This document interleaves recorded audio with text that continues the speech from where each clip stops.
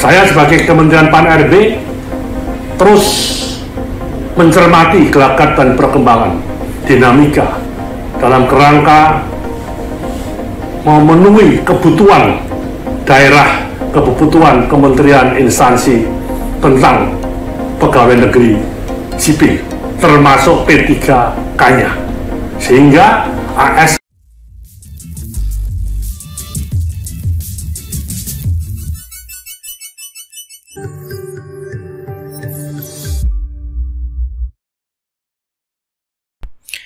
Bismillahirrahmanirrahim. Assalamualaikum warahmatullahi wabarakatuh. Halo rekan semua, kembali lagi dengan channel Rusnogi.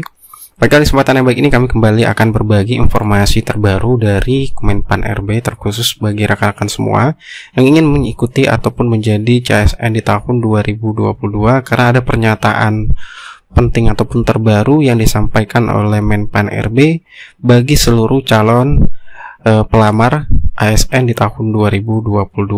Oleh karena itu silakan simak video sampai selesai untuk mendapatkan informasi selengkapnya. Namun seperti biasa, bagi rekan-rekan yang baru pertama kali menemukan channel ini, jangan lupa untuk tekan tombol subscribe-nya dan aktifkan lonceng notifikasinya agar saat kami mengupdate info-info terbaru, rekan-rekan yang pertama kali mendapatkan notifikasinya.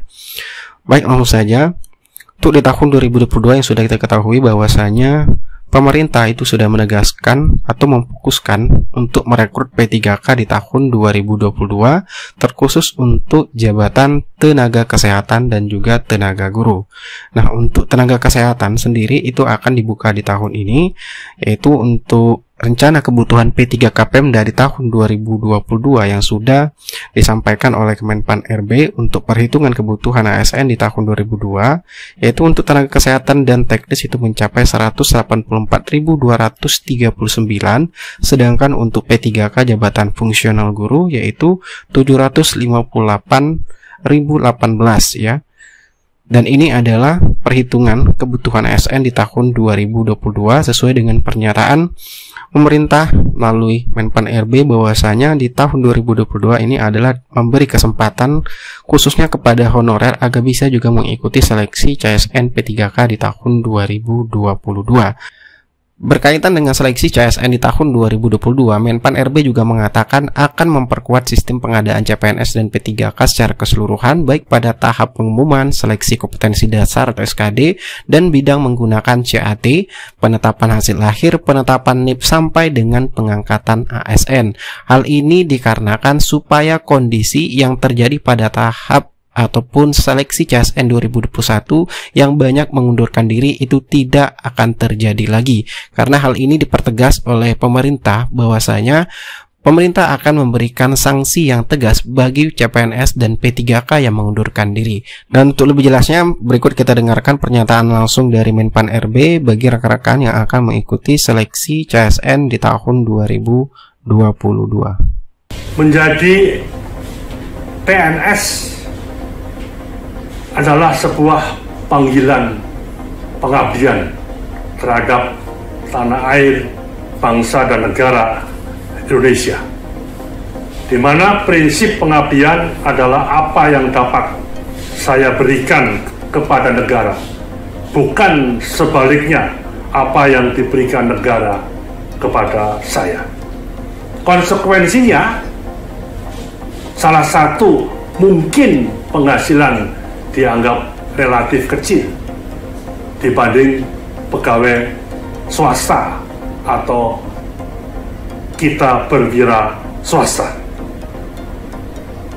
Kecil sebagai insentif, namun menurut saya dengan adanya tunjangan kinerja atau TPP di era sekarang, ada gaji ke-13, gaji ke-14, jaminan pensiunan seumur hidup, ada taspen, ada pendapatan-pendapatan lain dari tiap-tiap kementerian, lembaga, instansi, dan daerah yang mendukung kinerja semua ASN, saya kira secara totalitas sudah mengimbangi swasta dan mungkin lebih besar, walaupun belum merata di semua ASN di daerah, tergantung PAD dan sebagainya.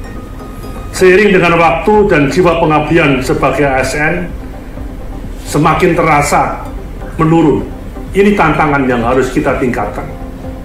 pengabdian yang harus lebih kita utamakan. Saya kira konsep pembinaan pegawai untuk menjamin jenjang karier, untuk meningkatkan kesejahteraan sudah menjadi perhatian pemerintah di era Bapak Jokowi dan Bapak Ma'ruf Amin yang menempatkan reformasi birokrasi sebagai visi misi Presiden dan Wakil Presiden dan visi misi seluruh pemerintahan ini. Zaman memang berubah, apalagi generasi milenial yang merasa asing dengan konsep pengabdian mungkin, tapi tidak logis katanya. Kini kita menjadi tantangan bersama untuk kita renungkan dan mereformulasikan kembali strategi pembinaan karier PNS yang tetap memberikan dorongan tumbuh dan berkembangnya jiwa pengabdian kepada bangsa dan negara, dan kembali mengemakan nasionalisme yang kokoh bagi mereka generasi milenial khususnya, yang ketika lahir di depannya sudah ada misalnya kalkulator, tertata rapi sebuah komputer, dan aplikasi-aplikasi akuntansi yang siap dipelajari bak sebuah ideologi yang ada. Saya sebagai Kementerian Pan-RB terus mencermati gelagat dan perkembangan dinamika dalam kerangka memenuhi kebutuhan daerah, kebutuhan kementerian instansi tentang pegawai negeri sipil, termasuk P3K-nya, sehingga ASN di negara kita ini harus bisa semakin inovatif, semakin praktis, semakin mampu beradaptasi, semakin mampu berkolaborasi, sehingga birokrasi yang panjang harus bisa menjadi pendek, kemudian tata kelola melayani masyarakat dan perizinan bisa terwujud dengan baik, dan sistem-sistem kepegawaian ini akan bisa kita laksanakan ke depan untuk semakin efektif dan efisien. Semoga warga negara Indonesia yang sudah punya niat mengabdi melalui ASN ya harus diperteguh. Jangan hanya karena dilihat dari satu sisi penghasilan misalnya. Saya kira di negara manapun tentu ada terus upaya-upaya meningkatkan kesejahteraan bagi ASN-nya, karena birokrasi adalah ruang atau bagian yang paling terpenting dari sebuah pemerintahan dalam kerangka untuk melayani masyarakat. Sekian, terima kasih.